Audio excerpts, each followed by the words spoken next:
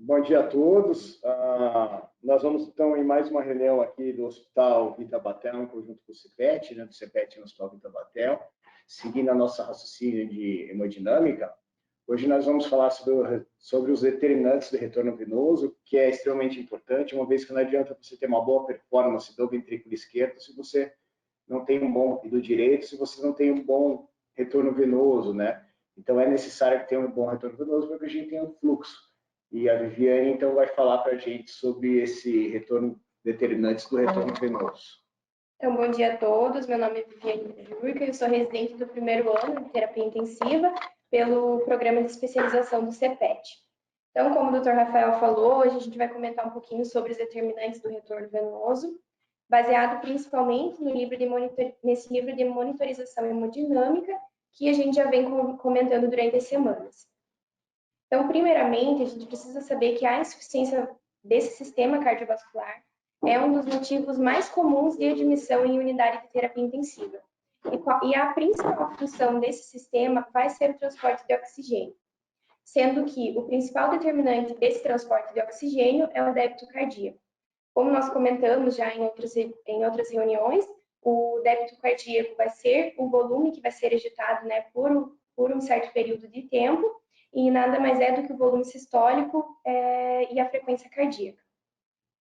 A gente sabe que todo o sistema cardiovascular funciona como um ciclo fechado.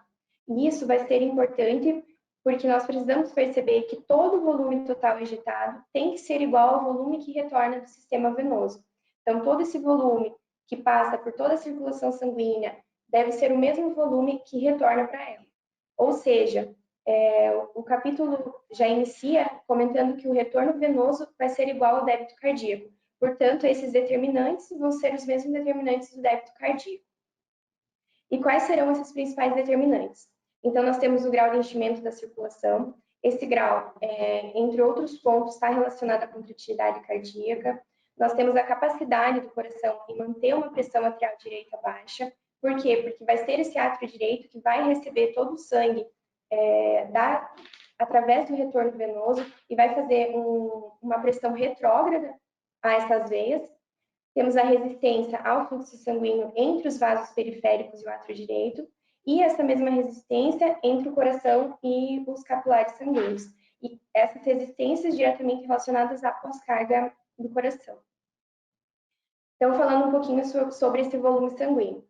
Nós temos que no sistema venoso, nós temos no sistema venoso em torno de 70% do volume total de sangue, enquanto que no sistema arterial, de 13% a 18%, e nos capilares, 7%. Então, esse sistema venoso ele vai funcionar como um reservatório de sangue que vai se adaptar às condições hemodinâmicas do paciente. Então, como que isso é feito, né? As veias, elas têm um calibre menor e uma capacidade, por conta da musculatura lisa, de se expandir ou contrair conforme a necessidade do paciente. Por exemplo, no caso de hipovolemia, através de reflexos nervosos simpáticos, estimulando a venoconstrição, esse sangue vai voltar para a circulação central, aumentando a pré-carga, aumentando o débito cardíaco e, consequentemente, o retorno venoso. Esse coração vai bombear continuamente o sangue e mantém uma pressão arterial média em torno de 80 a 100 milímetros de mercúrio. Mas o que acontece? Essa pressão, conforme vai passando pela árvore, né, vascular, vai aumentando conforme aumenta a área de secção transversal dessas veias. Então, o que a gente tem? Que quando esse coração para de bombear, em algum lugar da circulação, quando todo o fluxo de sangue vai ser interrompido, deve haver um ponto onde a pressão não muda, ou seja, que ela vai ser independente ao fluxo que está circulando. E essa é a pressão média de enchimento sistêmico, que vai estar relacionada ao volume estressado, né, que promove a distensibilidade desse vaso e a complacência dele. Então, aqui a gente tem que, com base no aumento da área de secção transversal, a gente tem uma diminuição da pressão, e em algum ponto, essa pressão média de enchimento sistêmico vai se igualar à pressão, que é chamado do ponto pivô. E provavelmente esse ponto acontece nas pequenas veias ou nas vênulas. Outro ponto determinante vai ser a pressão do átrio direito. Então, a gente sabe que para a gente avaliar o fluxo dentro de um tubo distensível, a gente segue, tem como gradiente as variáveis da lei de Poiseuille. Então, que fala que o gradiente de pressão entre dois pontos nesse sistema que vai determinar a taxa de fluxo sobre ele. Então, para a gente falar do retorno venoso, nós precisamos pensar nas variantes dele. Então, é a pressão média de enchimento sistêmico, a pressão que vai ser exercida no átrio direito e a resistência ao retorno venoso. Então, a diferença entre essas pressões sobre a resistência ao retorno venoso que vai nos dar o retorno venoso em si. Então, nesse gráfico, a gente pode ver que para uma determinada pressão do átrio direito, quanto maior for a pressão média de enchimento sistêmico, maior vai ser o retorno venoso que a gente vai ter. E nessa curva preta que está assinalada no gráfico, a gente consegue ver também uma relação com a lei de Frankenstein, que vai estar diretamente relacionada com a força de contração e o grau de distensibilidade dos miócitos cardíacos. Então, outro fator que vai afetar a pressão do átrio direito é tanto a pressão intratorácica quanto a pericárdica. Nós sabemos que a intratorácica, em condições normais, ela vai ser ou negativa ou igual à pressão atmosférica. E qualquer aumento que se traduz no aumento dessa pressão do átrio direito vai promover a redução do retorno venoso. Então, isso está totalmente relacionado à resistência ao retorno venoso. Então, quanto maior a resistência ao retorno venoso, menor vai ser a pressão de enchimento sistêmico. E aqui nós temos em um ponto no qual, quando a pressão atrial direita se iguala à pressão de enchimento sistêmico, isso vai ser independente da resistência ao retorno venoso. Outra variante vai ser o controle do tônus venoso, que eu já abordei um pouquinho ali no outro gráfico.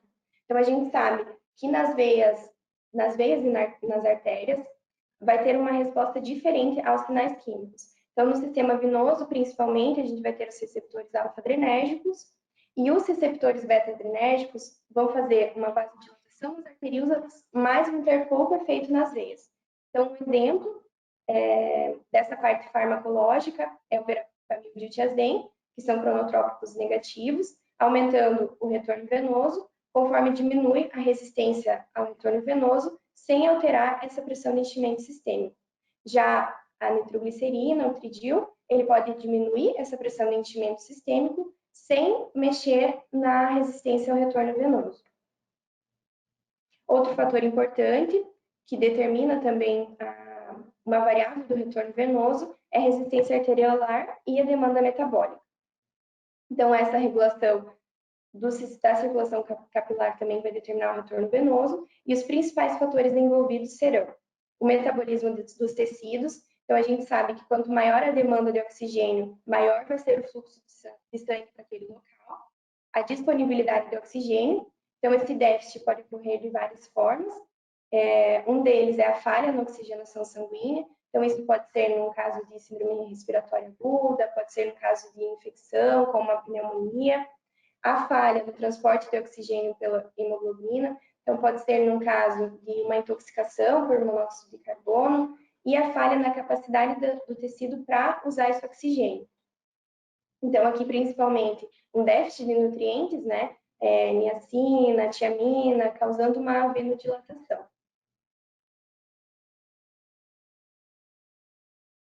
Opa, aqui, desculpa, eu falei dos déficits nos outros nutrientes, deu para entender?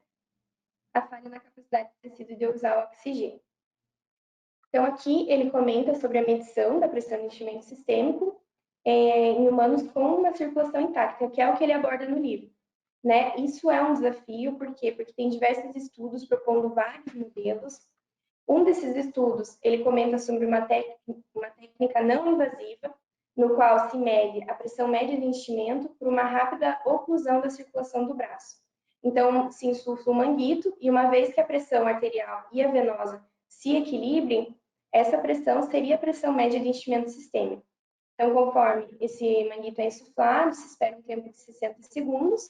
Conforme essas pressões se igualem, isso seria a pressão média de enchimento sistêmico.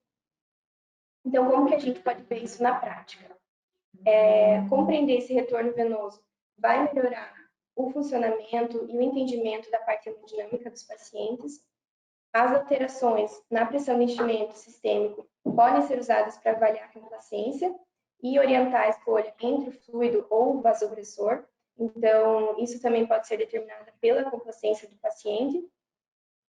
Essa pressão de enchimento sistêmico também vai ser usada para avaliar o efeito do fluido intravascular, independente da resposta cardíaca e da eficácia de um desafio de fluido, ou seja, pode ser que o paciente seja fluido responsivo, mas não necessariamente ele precise desse uso. Outro fator importante, uma vez que esse retorno venoso vai ser igual ao débito cardíaco, as alterações tanto do débito quanto da pressão venosa central podem fornecer a maioria das informações sobre a circulação, e qualquer intervenção cardiovascular nesses pacientes deve-se levar em consideração que a principal regulação do débito cardíaco vai acontecer nos tecidos periféricos. Então, essa terapia também deve ser guiada por sinais de perfusão tecidual e não somente por medições hemodinâmicas. Isso pode ser feito de maneira muito simples à beira-leito. Então, como eu já falei, isso vai desenvolver um papel importante na estabilidade hemodinâmica. Essa pressão vai ser uma pressão pivô da circulação, no qual isso vai independer do fluxo sanguíneo. E esses métodos que foram descritos e que ainda têm sido utilizados e investigados podem nos ajudar para delimitar a terapia do paciente e orientar o nosso tratamento à beira-leito. Então, dois fatores principais que influenciam esse fluxo são o nível metabólico e a disponibilidade de oxigênio, e agonistas alfa-adrenérgicos vão causar uma venoconstrição. Isso aumenta a disponibilidade do volume de sangue para aumentar tanto o débito cardíaco como a pressão arterial. Essas foram as minhas referências, fora o livro que foi abordado. Muito obrigada. Então, obrigado, Viviane. Bom dia, doutor Álvaro. Desculpa o atraso. Tivemos vários pequenos problemas que se transformaram num problema muito grande, sempre assim, né? Não é um problema só, né? Então, a gente acabou atrasando hoje e, além disso, o computador atualizou. Mas se a gente tivesse ligado mais cedo, né? A gente não teria atrasado. Então, é o seguinte, boa aula, Viviane, obrigado. Você terminou falando ali sobre, né, que não poderia ser diferente o retorno venoso do débito cardíaco, realmente não teria como, né? O débito cardíaco ele precisa andar na mesma sintonia do retorno venoso, senão a gente começa a ter problemas, né? Principalmente problemas pulmonares, se a gente for pegar então o débito cardíaco do lado esquerdo, e aí o que acontece? Você tem um retorno venoso maior, você começa a ter congestão e seria alguns segundos para que a gente tivesse um colapso hemodinâmico, né? Você falou bastante ali da pressão média de enchimento sistêmico. É importante que a gente entenda que para que a gente tenha fluxo de qualquer fluido, né, e o sangue é um fluido, para que a gente tenha fluxo, é necessário que a gente tenha diferença de pressão. E o que dá essa diferença de pressão? É o mecanismo pulsátil e valvado, né, que impede o retorno, né, que é o nosso coração. Então, isso gera uma diferença de pressão e, gerando a diferença de pressão, então a gente tem um retorno venoso para o lado que tem menos pressão de todo o sistema cardiovascular, que seria ali a pressão do ato direito. É importante que haja uma diferença de pressão da saída do ventrículo esquerdo para o ato direito, para que o sangue tenha fluxo. Se você começa a ter um aumento muito importante das câmaras direitas, o que acontece? Começa a ter uma congestão do sistema, né? Congestão hepática, congestão renal, congestão esplâncnica. Por quê? Porque o fluxo ele se diminui. Então é importante que a gente tenha assim essa diferença de pressão, que a gente consiga fazer o fluxo, e com esse fluxo então a gente consegue oxigenar os tecidos. Isso a gente não usa a pressão média de enchimento sistêmico na beira do leito, assim, né? A gente sabe que ela existe, ela é importante, ela é determinante para que a gente tenha um débito cardíaco adequado, mas o que nós usamos são outras variáveis macrohemodinâmicas. E, como você disse, a gente pode usar a PVC para ter uma ideia de pressão e de perfusão, né? E a gente tem uma ideia aí, então, da pressão média de enchimento sistêmico, mas a pressão média de enchimento sistêmico é coisa para laboratório mesmo, para que a gente bote em fórmulas, aí que a gente sabe que ela é determinante mesmo, tá? O que eu vejo de importante nessa aula é que se você não tiver um retorno venoso adequado, não tem como você ter um débito cardíaco adequado. Então, por exemplo, antes de que você colocar um inotrópico positivo, né, antes que você quiser utilizar essa performance de contração, de taquicardia, o ventrículo esquerdo, você tem que observar se esse paciente ele tem um retorno venoso adequado. E porque a gente tem um retorno venoso adequado, além da diferença de pressões, né, que nós temos que ter, então, esse átrio direito ali, uma pressão mais baixa do que a saída do ventrículo esquerdo, é necessário que a gente tenha uma quantidade adequada de fluido dentro do vaso, então que a gente avalia a precardia, né, para que esse retorno venoso seja adequado. Às vezes, a gente consegue resgatar o retorno venoso com alfa-estímulo, como você disse. Quando nós usamos alfa-agonistas, né, seja adrenalina, noradrenalina, dopamina, quando ela se comporta como alfa, nosso objetivo maior é elevar a PAM. E a gente leva a PAM trabalhando, atuando nas arteríolas pré-capilares. Mas, de alguma maneira, você também contrai o sistema venoso. E muitas das vezes você pode usar a droga vasoativa para otimizar a sua pressão e perfusão e para fazer um resgate daquela capacitância venosa e jogar um pouco daquele volume de 70% que você tem ali estressado para o volume estressado e fazer com que esse volume, então, seja um volume que carregue o sangue oxigenado, que vá otimizar melhor a perfusão e a oxigenação dos seus tecidos. Uma vez que o paciente grave e crítico, ele precisa de oxigênio e glicose para que ele tenha a respiração celular e com a respiração celular ele produz energia e a gente então mantém o paciente vivo, sobrevivendo até que a gente consiga tratar o que está trazendo esse dano hemodinâmico, o que está trazendo essa alteração hemodinâmica, seja uma sepse, um sangramento ou uma inflamação por qualquer outra causa, tá? Mas o importante dessa aula realmente eu acho que é que você tem que entender, a gente tem que entender, né, que o retorno venoso ele é fundamental para que a gente tenha um débito cardíaco. Só um ventrículo direito ou um ventrículo esquerdo bom, funcionante, não nos adianta se nós não temos um retorno venoso. E como você comentou também, diversos motivos levam à alteração do retorno venoso. E agora nós estamos passando uma época, né, faz de 1 ano e meio, que nós diariamente interferimos com o retorno venoso dos nossos pacientes, porque a gente está numa fase de usar PIPs elevadas. Né? Então, desde que começou a gente ter a maioria dos nossos pacientes hoje estão com uma PIP fisiológica, uma PIP de 3, 5 centímetros de água, desculpa. Por quê? Porque a gente precisa aumentar a oxigenação. Para aumentar a oxigenação, as estratégias que tem, né, a hematose pulmonar, ou você aumenta a FiO2 ou você aumenta a PIP, e a gente geralmente faz os dois juntos. Quando a gente aumenta a PIP, a gente aumenta a pressão intratorácica. Então, invariavelmente, a gente vai atrapalhar o retorno venoso. Por isso que muitos dos nossos pacientes também estão usando algum tipo de vasopressor, porque a gente interfere no retorno venoso deles. Se a gente tiver em mente que o paciente grave, pneumopata aguda, a gente precisa oxigenar, a gente precisa manter fluxo adequado, mas a gente também não pode fazer o balanço hídrico negativo, não pode fazer o balanço hídrico positivo, aí a gente vê a complexidade que é de lidar com um paciente desse. Hein, doutor? Essa bola para o senhor agora aqui. Acho que o grande benefício da aula é lembrar que o retorno venoso ele tem um protagonismo importante no estado hemodinâmico do doente, de que o coração, de um modo geral, principalmente para os fisiologistas mais clássicos, o coração nada mais é do que um órgão que responde ao retorno venoso.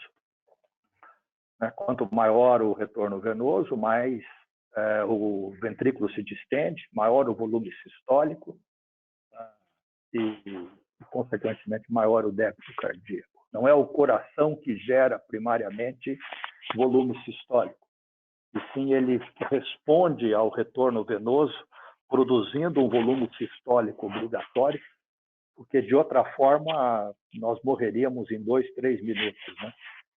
Se você não se adaptar ao volume sistólico, não se adaptar ao retorno venoso, rapidamente se acumula sangue numa das circulações, isso é incompatível com a vida. Acho que o segundo elemento é também lembrar essas variáveis do retorno venoso, que não é só administração de volume. Talvez a forma mais burra da gente aumentar o retorno venoso seja administrar volume. Porque para que a administração do volume ela acarrete um aumento do retorno venoso, esse aumento de volume obrigatoriamente tem que aumentar a pressão de enchimento sistêmica. E para aumentar a pressão de enchimento sistêmica é uma grande quantidade de volume que você tem que administrar para poder aumentar de forma significativa aquela curvazinha que você mostrou da lei de Frank-Starling com as intersecções do retorno venoso. E ali você percebe que para você aumentar o débito cardíaco, quanto que você tem que aumentar de retorno venoso. E para você aumentar o retorno venoso, você obrigatoriamente tem que aumentar a pressão de enchimento sistêmica.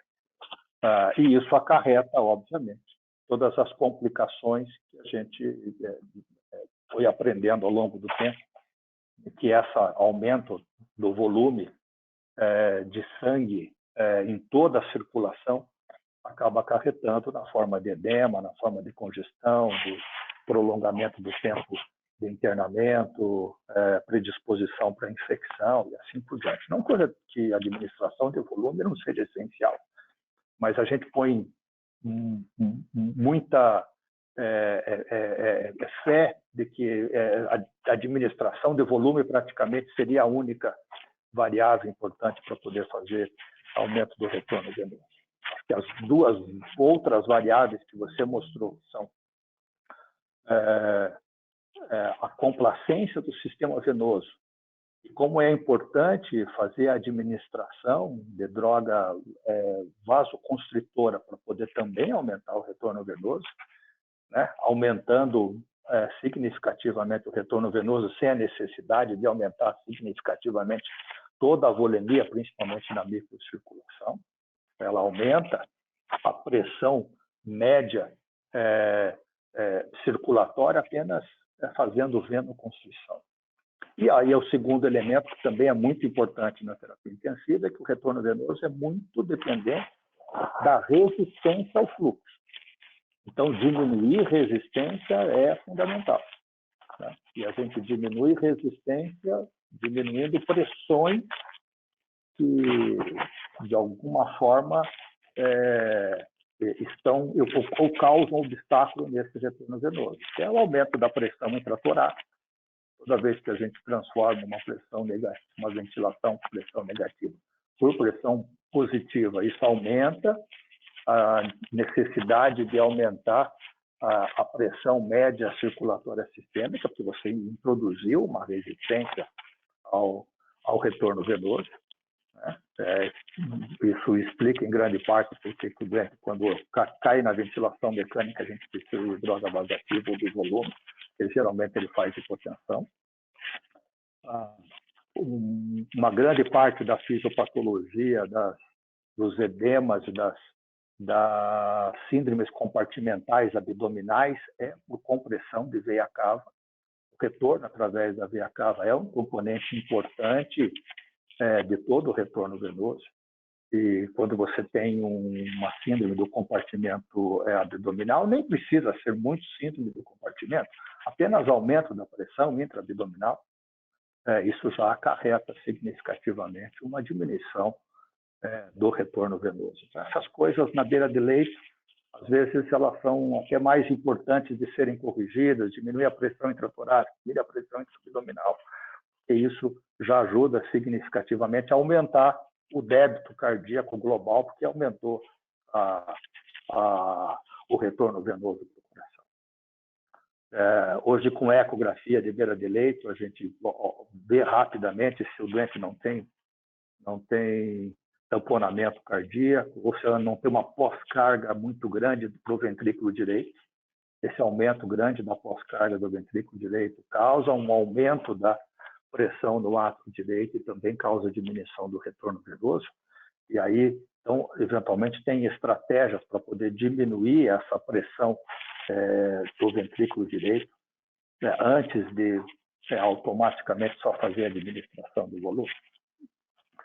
Eu acho que entender todas essas variáveis que compõem o retorno venoso e dar ao retorno venoso um protagonismo importante na geração do fluxo, e vendo o coração menos como um protagonista e mais como um órgão que responde, né? Quando você faz volume, é curioso, porque você tem um aumento do volume sem interferir no coração diretamente. É porque o coração está respondendo ao aumento do retorno venoso, como da mesma forma acontece quando você faz só um vasoconstritor puro, como vasopressina, por exemplo, ou quando você diminui a resistência ao retorno venoso, mudando pressões intratorácicas ou eventualmente diminuindo pressão intraabdominal nos doentes que têm hipertensão compartimental ou hipertensão intraabdominal. Que é mais um tijolinho, né, Rafa? Dentro dessa construção de entender a hemodinâmica do doente com um ponto de vista fisiológico, fisiopatológico, e todas as intervenções que a gente faz na beira do leito.